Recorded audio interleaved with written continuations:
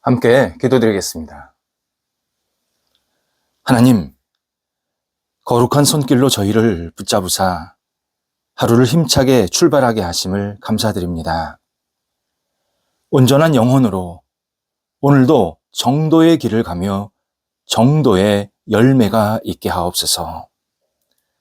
저희 영이 주님 오실 때까지 구원받은 영으로 아름답게 보존되게 하옵소서. 저희 마음이 주님의 마음이 사람들에게 전해지는 통로가 되게 하옵소서. 저희 입술이 다시 감사하는 도구가 되게 하옵소서.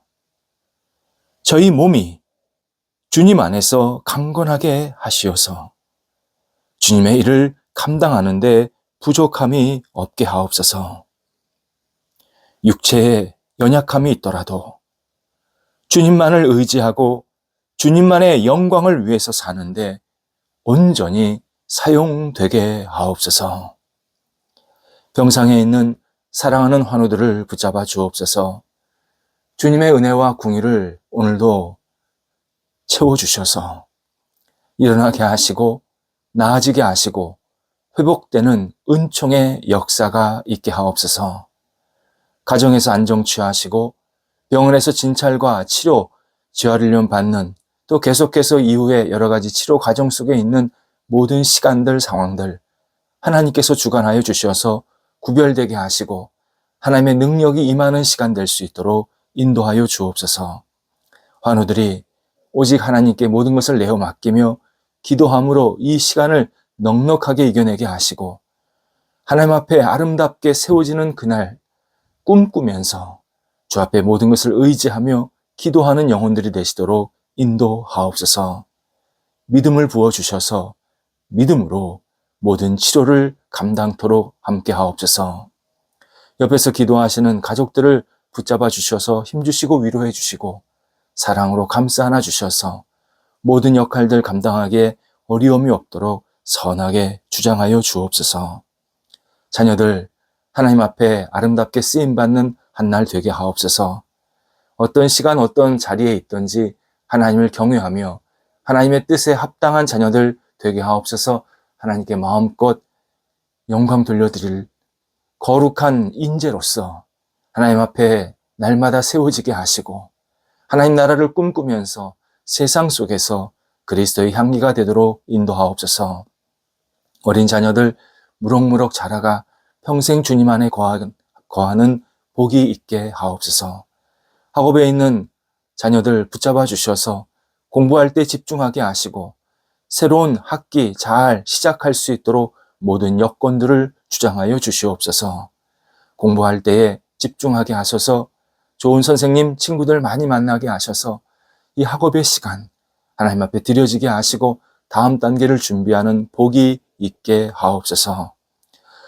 여러 가지 일과 또 만남, 장래 여러 가지 고민을 가지고 기도하는 자녀들을 붙잡아 주셔서 하나님의 손길로 어루만져 주심에 복 있는 만남이 이어지게 하시고 문이 열리게 하시고 자신에게 주신 이 놀라운 재능을 마음껏 발휘할 수 있는 아름다운 시간이 나타나도록 인도하옵소서.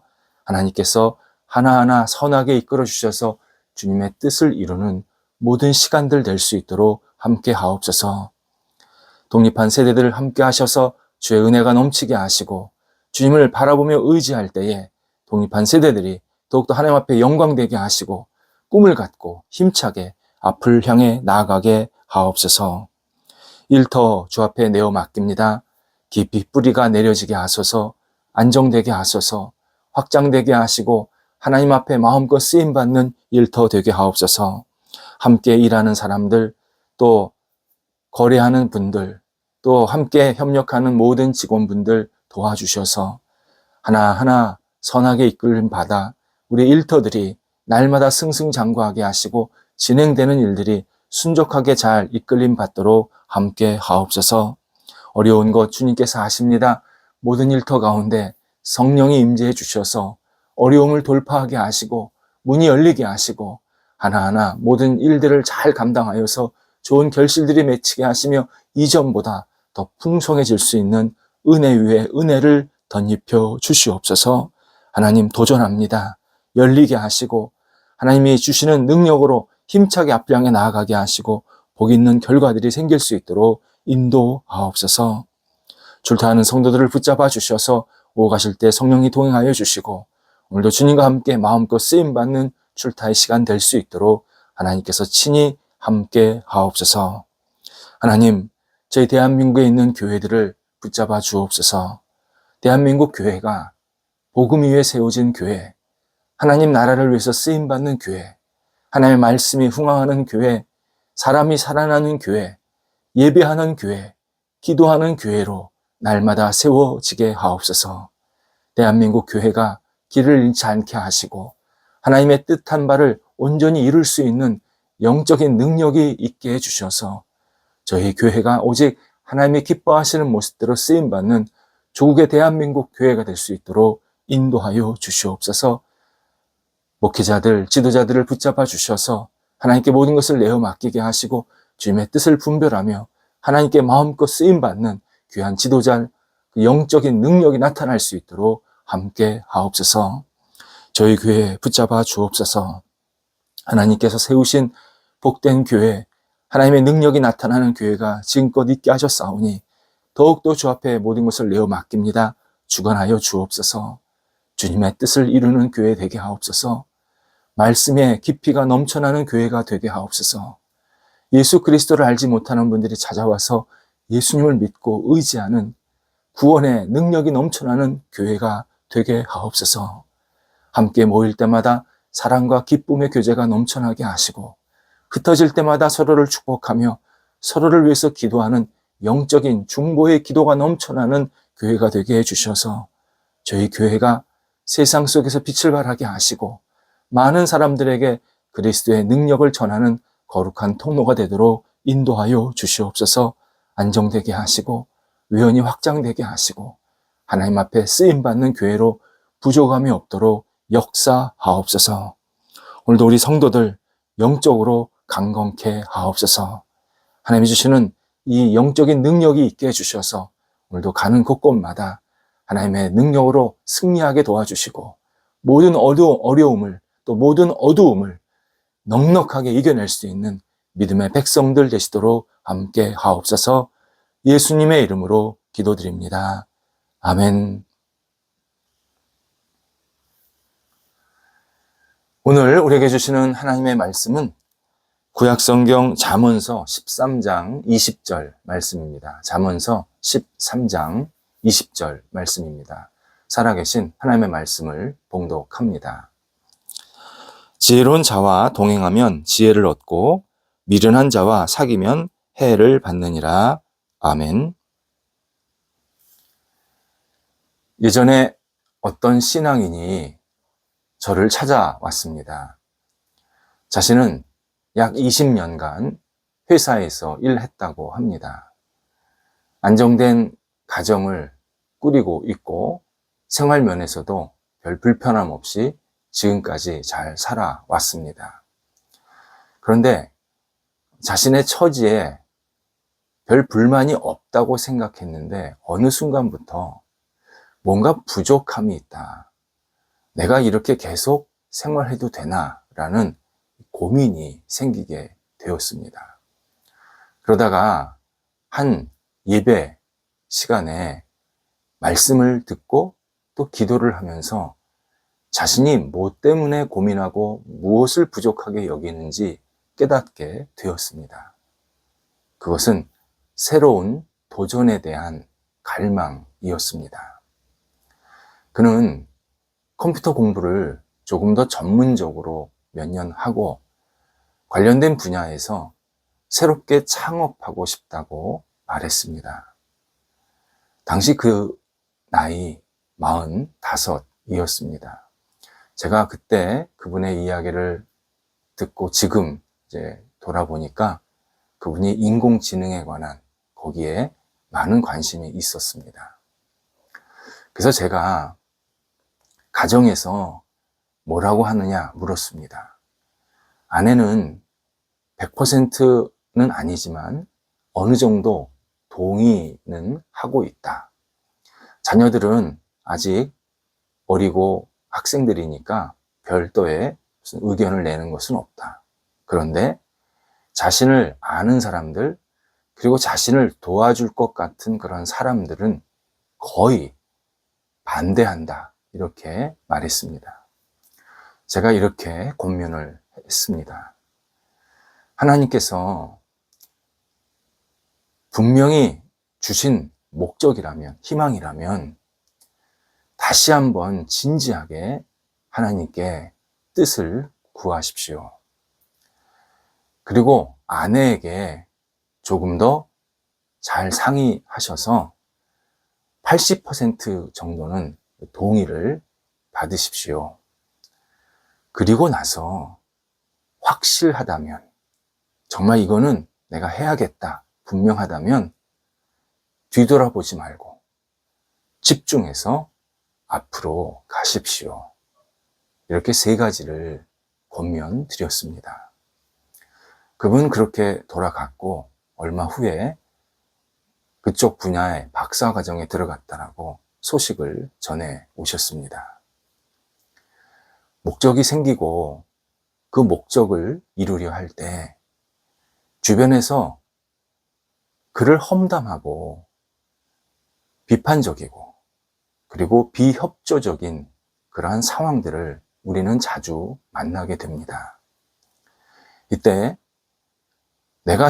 그가 세운 목적이 잘못된 것이 아니라면, 그것이 정말 하나님께서 나한테 주신 희망이고 분명한 목적이 있다면, 이런 반응은 그가 삶에서 해야 할 일을 제대로 하고 있다, 지금 올바른 방향으로 가고 있다라는 증거가 되기도 합니다. 목적이 생기고 그 목적을 이루려 할 때 누구도 잘합니다, 그거 계속 하십시오, 그렇게 100% 처음부터 말하지 않습니다. 반대도 있고 거부도 있고 때로 비난도 생길 수 있습니다. 그때 중요한 것은 이 근본적인 목적, 그 동기의 정당성입니다.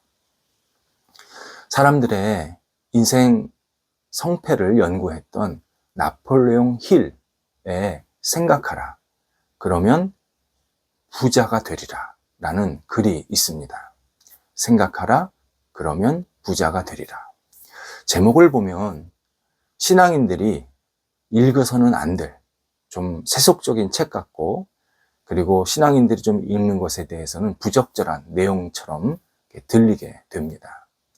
하지만 실제 이 글은 성경에 근거한 중요한 가치들을 굉장히 담고 있습니다.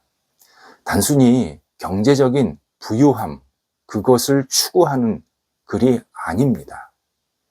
이 글은 그리스도인들이 하나님 앞에서 어떤 희망을 가져야 되고 어떤 마음가짐을 가져야 되는지 아주 좋은 내용들로 차 있습니다. 고전입니다. 오래된 책인데 지금도 많이 도움이 됩니다. 이런 저자가 이야기를 합니다. 많은 사람은 친척, 친구, 그리고 대중들이 자신의 삶을 누르고 그의 삶을 흔들도록 방치한다. 그래서 자신의 삶에서 도전과 개척을 포기한 채 주저하고 있다.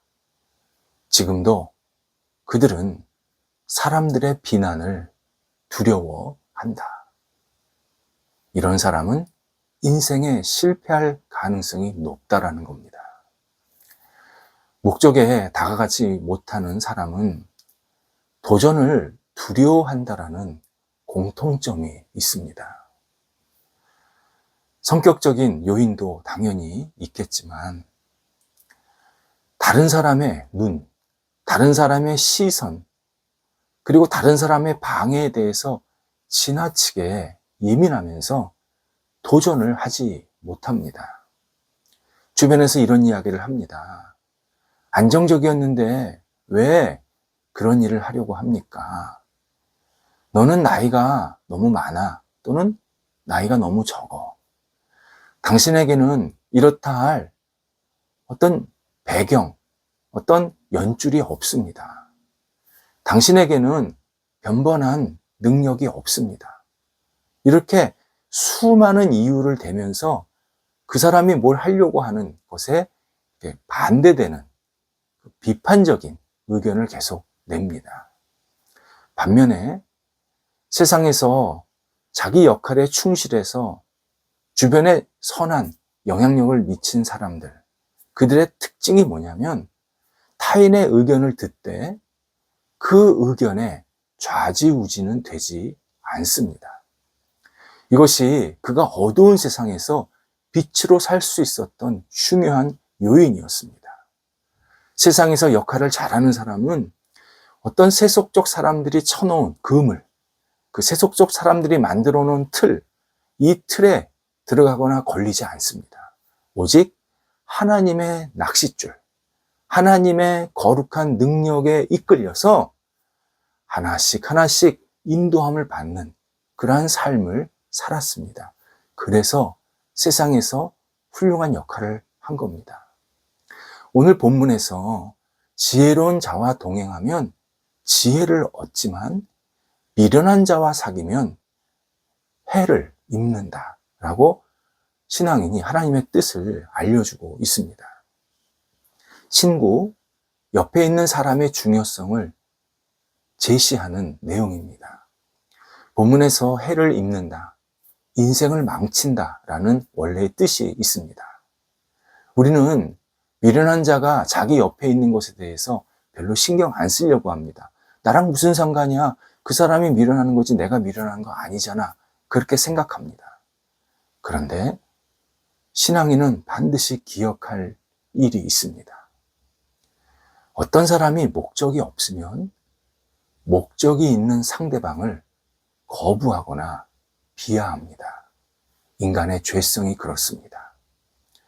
자신이 미련하면 지혜로운 사람을 공격합니다. 험담합니다. 비난합니다. 성경에는요, 이런 내용들이 얼마나 많은지 모릅니다. 친구를 만나서 친구를 변화시키는 사람이, 그런 긍정적인 사람도 많이 나오지만 상대방이 나한테 잘못된 정보, 잘못된 생각, 잘못된 마음을 계속 줘서 나를 힘들게 하고 결국 나를 무너뜨리는 그러한 의도가 있는, 잘못된 의도가 있는 사람들의 모습도 굉장히 많이 나옵니다. 느헤미야가 그랬습니다. 느헤미야가 어려운 환경을 뚫고 무너진 예루살렘 성벽을 새롭게 세우려고 할 때 그와 그 동료들을 비웃으며 방해한 사람들이 있습니다. 산발랏과 도비야입니다. 산발랏은 느헤미야처럼 유대인입니다. 도비야는 이웃나라 암몬 사람입니다. 산발랏과 도비야는 당시 사회적 분위기로는 만날 수 없습니다. 유대인과 이방인이기 때문에, 비유대인이기 때문에 서로 만날 수 있는 그런 상황이 없습니다. 그런데 이들은 당시 바사 제국의 이 권력, 그 권위를 위임받아가지고 사마리아 지역을 다스리던 일종의 지도자들 또는 관료들이었습니다. 이들이 사마리아를 다스리면서 백성들에게 공물을 세금 형태로 받아서 바사에게 넘기고 자신들의 이권을 차지했던 그러한 인물들이었습니다. 전형적인 기회주의자들이었습니다. 예루살렘 성벽이 재건되고 그 성 안으로 이스라엘 사람들, 유대인들이 대거 유입이 되면 그들이 지금까지 이 바사에 기대어서 이권을 누렸던 여러 가지 이 이익들이 하나씩 하나씩 사라지는 겁니다. 왜? 유대인 공동체가 자치적으로 뭘 하기 때문이죠. 그러니까 자기들의 입지가 너무 위태로워지기 시작하는 겁니다. 그래서 그들은 자신들의 이 권력, 탐욕을 지키기 위해서, 빼앗기지 않기 위해서 그렇게 하나님의 뜻을 이루려는 느헤미야와 느헤미야 동료들을 비난하고 멸시합니다. 도비야 같은 경우는 지금 느헤미야가 그렇게 땀 흘리면서 예루살렘 성을 세우고 있는데 그 성 옆에서 너희들이 건축하는 성벽은 여우가 올라가도 무너질 것이다. 이런 조롱을 하고 있었습니다. 옆에서 잘한다 칭찬해도 모자랄 판인데 열심히 땀을 흘리면서 정성껏 세우고 있는 성벽을 보면서 여우 한 마리가 올라가도 무너질 것이다. 이런 멸시를 한 겁니다. 이런 삶은 지금도 우리 주변에 너무 많습니다. 자신은 일 안 하면서 일 열심히 하는 사람 보면서 괜히 비웃습니다. 너는 그렇게 열심히 해서 그거밖에 못 사냐? 나는 열심히 일 안 해도 이 정도 살아. 하면서 자꾸 사람들을 뭔가 하려고 하는 사람들을 끄집어 내서 자꾸 모멸의 자리로 빠뜨리려고 하는 잘못된 의도가 우리 주변에 있습니다. 하나님은 그들에게서 과감히 떠나야 한다. 떠나야 한다. 말씀하십니다. 내일 다시 한번 이 부분에 대해서 조금 더 깊게 말씀을 나누려고 합니다만 하나님께서 성경을 통해서 계속 우리한테 알려주시는 게 바로 이겁니다. 하나님의 영광과 하나님이 주신 목적과 희망을 이루려 할 때 방해가 된다. 그러면 과감히 선을 그어야 된다는 겁니다. 아브라함에게도 그러셨습니다. 하나님께서 아브라함에게 너는 고향 친척 아버지의 집을 떠나라 말씀을 하십니다. 왜 떠나라 하셨을까요? 아브라함의 조상, 그 친척과 아버지, 그 조상들이 대대로 우상을 숭배하고 있었기 때문입니다. 아브라함 집안은 대대로 우상을 숭배하고 있었기 때문에 하나님은 아브라함이 그 안에 갇혀 있으면 하나님이 주시는 이 희망과 목적을 제대로 이루거나 따를 수가 없다. 이 사실을 아셨습니다. 그래서 너는 과감히 네가 기대고 있는, 네가 오랫동안 거기 살았던 너희 조상들의 땅에서 벗어나야 된다. 근데 그것이 단순히 조상을 버리라는 그런 의미가 아니라 우상을 숭배하는, 너를 잘못되게 하는 그러한 환경에서 벗어나야 된다. 과감히 하나님께서 아브라함에게 명령하십니다. 신앙인은 주변 사람들의 의견을 열린 마음으로 들어야 합니다. 당연히 들어야 합니다. 그런데 하나님이 주신 목적, 희망을 이루는 것에 지금 그 의견이나 그 생각들, 태도들이 정말 도움이 되는 건지, 나를 격려하는 건지, 이 목적을 세우라고 자꾸 이렇게 좋은 모습으로 격려하는 것인지를 계속 분별해야 합니다. 이건 우리가 해야 합니다. 신앙인이 해야 합니다. 다른 사람의 의견, 다른 사람의 마음 받는 거 굉장히 중요한데 하나님 앞에서 하나님이 기뻐하시는 의견인지 하나님께 영광 돌릴 만한 그러한 협조인지를 계속 우리가 기도하면서 분별해야 합니다. 그래야 하나님께서 계속 앞으로 나갈 수 있도록 우리를 이끌어 주십니다.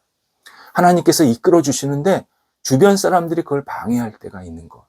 우리는 과감히 극복해야 되고 이를 통해서 하나님의 뜻을 이루는 것에 더 온전히 헌신해야 합니다. 기도하겠습니다. 하나님, 저희가 이 땅을 살면서 수많은 사람들, 의견들, 상황들, 일들을 만나게 됩니다. 주님, 다시 주님을 의지하며 주님께 지혜를 구합니다. 지혜로운 사람을 만나고 하나님의 뜻과 영광을 위해서 함께 손을 잡을 수 있는 사람들을 만나게 하옵소서.